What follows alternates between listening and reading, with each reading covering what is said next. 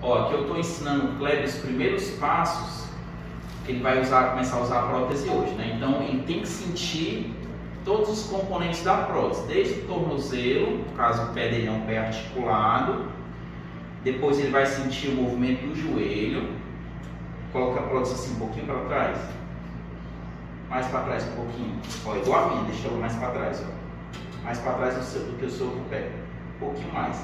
Você vai fazer assim, ó, você não vai colocar peso total, senão o joelho não dobra, você tira um pouquinho do peso e sente assim do joelho dobrar um pouquinho, ó. Isso, para trás, para frente, para trás, para frente. Agora coloca o calcanhar na frente, sente aqui o amortecimento do pé, ó. Para frente, para baixo, para cima no caso, né? Isso, sempre com o joelho reto, ó.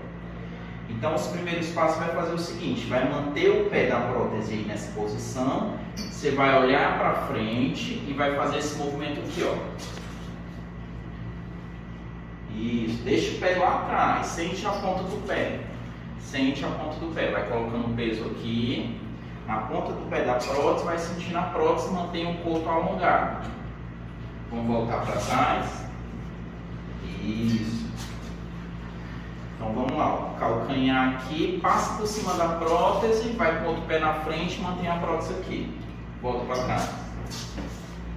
Então ele treinando esse movimento, quando ele for andar, ele já vai andar com a marcha mais harmônica.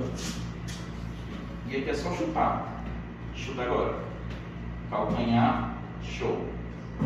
Bota o peso. Perfeito, vamos voltar aqui para lá. Ó, olha como é que eu vou andar.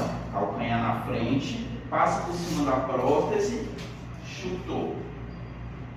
Calcanhar na frente, passa por cima da prótese, chutou.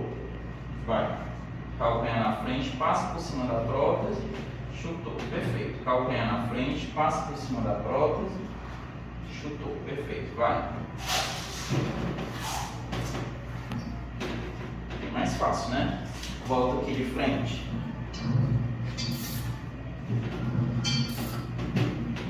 Ó, calcanhar, passa por cima da prótese, chutou. Calcanhar, passa por cima da prótese, chutou. Calcanhar. Mudou um mês para tu estar andando. Desse jeito, não dá.